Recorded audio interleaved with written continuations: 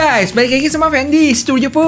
Nggak berasa ya, perasaan baru kemarin gue unboxing Oppo Reno 6 Pro Plus. Dan sekarang udah hadir di sini penerusnya, yaitu Oppo Reno 7 Pro. Kira-kira apa aja sih yang spesial dari versi terbaru ini? Buat tahu jawabannya nggak usah pakai lama, langsung aja kita cus ke kontennya. HP ini punya 3 warna ya, ada gold, hitam, sama biru. Yang menurut gue ketiga warna ini cakep guys. Untuk varian dan harganya dia ada 2, yaitu 8 plus 256 seharga 8,3 juta rupiah. Dan 12 plus 256 seharga 19 seharga 9 juta. Dan ingat ya, ini harga resmi di Cina sana, belum termasuk ongkir atau pajak kalau kalian mau kirim ke Indonesia. Dan saran gue sih, mending tunggu keluar resmi di Indonesia aja. Ini dia boxnya yang panjang gitu dengan tulisan Reno 7 di kiri atas dan Oppo kanan bawah. Di samping baru deh nama lengkapnya, Oppo Reno 7 Pro 5G. Langsung aja kita buka plastiknya. Pas dibuka ada kayak amplop gitu dengan tulisan-tulisan yang gue nggak bisa baca. Terus di dalamnya ada banyak kertas-kertas yang bikin gue makin pusing lagi nih karena nggak ngerti. Habis itu ada HP-nya, terus pas dibuka lagi ada chargeran 65 watt, casing elastis yang diselipin SIM ejector, dan kabel chargeran Type A ke Type C. Yaudah yuk, langsung aja kita kletekin plastiknya. Pas dinyalain langsung disambut sama ColorOS 12 berbasis Android 11. Dan pas gua cek ternyata ada bahasa Indonesianya loh di sini. Lanjut setup kayak biasa, terus register sidik jari dan beres. Pas gua cek storage-nya udah kemakan 26,3 GB dari total 256. Impresi awal gue tentang HP ini sama ya kayak versi sebelumnya 6 Pro Plus, yaitu HP cakep. Cuma sekarang bodinya ngotak dengan desain back cover yang bertekstur dan ada gradasinya. Maksudnya gradasi gimana? HP ini sebenarnya warnanya gold, tapi suka berubah-berubah gitu tergantung pantulan cahaya. Kadang bisa ungu, kuning, gold, macem-macem deh. Terus kamera bump-nya cukup unik ya di sini. Kayaknya baru pertama kali gue lihat yang bentuknya gini ya. Terus kalian tahu yang bikin gue norak apaan? Ternyata di kamera modulnya itu ada lampu. Gue baru sadar pas ngecharge HP ini, kok ada yang nyala-nyala gitu. Dan ini namanya breathing light yang bisa disetting di personalization. Lanjut ke bagian depan, dia punya layar 6,55 inch dengan kamera selfie di kiri atas. Bezelnya cukup tipis dengan perlindungan Gorilla Glass 5. Terus untuk sisi-sisinya rata ya, flat gitu, dan ada beberapa garis antenanya. Di sebelah kanan ada tombol power dengan garis hijau tipis di tengah. Di sebelah kiri ada volume button, di atas ada mic aja, dan di bawah cukup rame nih. Ada dual slot SIM card yang nggak bisa tambah memori, terus ada mic, port Type C, dan speaker.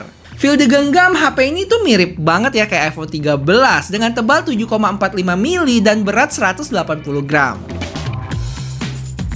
Oke, next kita ngomongin spesifikasi dari HP ini. Mulai dari layarnya yang punya ukuran 6,55 inch AMOLED dengan refresh rate 90Hz. Dan dipersenjatai chipset Dimensity 1200 Max. Sekalian gue kasih lihat kalian skor benchmarknya, dimana untuk Antutu itu dapat 690 ribuan. Untuk baterainya 4500 mAh yang support 65 watt fast charging. Nah sekarang kita ke kameranya nih, yang punya 3 kamera belakang, 50 megapiksel wide pakai sensor IMX766. 8 megapiksel ultra wide sama 2 megapiksel macro. Sedangkan untuk kamera selfie-nya 32 megapiksel pakai Sony IMX709. Untuk spek lainnya itu dia udah HP 5G, Wi-Fi 6, NFC, in-display fingerprint, dan ingat ya nggak bisa tambah memori dan nggak ada 3,5 mili jack. Oke, sekarang kita ke tes gaming. Mulai dari Genshin Impact dengan settingan highest 60 fps. Yang di awal-awal pas ketemu musuh pertama langsung drop gitu. Mungkin masih kaget kali ya. Setelah itu cukup normal. Sampai akhirnya di menit 5 ke atas HP-nya udah mulai berasa panas guys. Dan kalau dilihat grafiknya juga terjadi penurunan ya ke sekitaran 39-40 fps yang sebenarnya masih oke sih buat dimainin. Terus nggak tahu kenapa saat menit 10 ke atas mulai naik ya walaupun nggak stabil. Total gue main 14 menitan dapat fps rata-rata di 46,1. Untuk baterai berkurang 11% dengan suhu yang cukup panas di dekat modul kameranya sekitar 43 derajat. Oke, satu game lagi ya, yaitu PUBG yang dapat settingan HDR sampai balance ultra. Terus untuk smooth-nya dapat ekstrim. Gyronya gue coba langsung juga sih dan cukup responsif. Overall hasilnya mulus-mulus aja ya main di HP ini, nggak ada masalah. Bisa cukup stabil hampir di 60 fps untuk grafiknya. Dan kalau kalian lihat sempat ada turunan tajam, itu adalah pergantian antar game ya, jadi bisa diabaikan. Total gue main sekitar 26 menit dan baterai berkurang 9%. Untuk suhu aman-aman aja sih, anget dikit doang. Gue cek sekitar 37 derajat.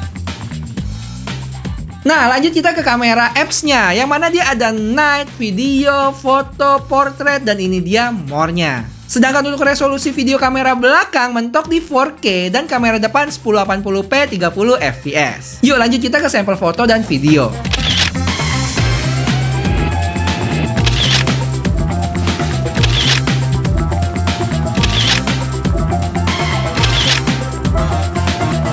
Oke guys, ini video kamera depan 1080p 30 fps. Dan untuk warnanya lumayan ya. Cuman stabilisasinya gue coba lari 1, 2, 3. Dan sekarang dia ada video bokehnya juga loh guys. Kalian bisa lihat belakang gue jadi blur-blur gitu. Keren ya. Dan ini bisa diatur nih tingkat kebokehannya.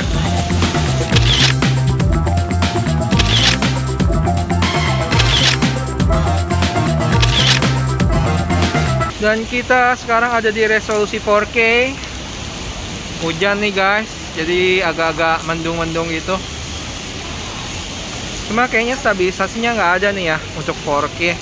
Getar-getar gitu gue lihat. Kalau sekarang 1080p 30 fps, so far kelihatan cukup stabil kalau di layar HP sini. Cuman gue nggak tahu ya kalau ntar di komputer lihatnya gimana. Warnanya sih kalau gue lihat sedikit lebih keluar dari aslinya, tapi enak dilihat nih. Terus kalau kalian lihat awan-awan di sini juga masih kelihatan juga. Oke guys, ini video dari kamera ultra wide ya lensanya. Yang tadi pakai lensa 1x. Kita jalan dulu, hujan-hujanan.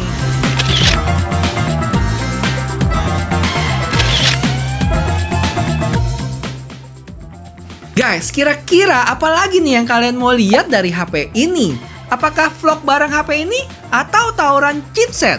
Coba yuk bantuin gua kasih ide dengan komen di bawah. Kalau udah boleh minta like-nya juga ya kalau kalian suka dengan video ini. Karena serius deh, setiap like kalian bakal berguna banget buat video ini guys. Oke, sampai ketemu di video selanjutnya. Bye-bye.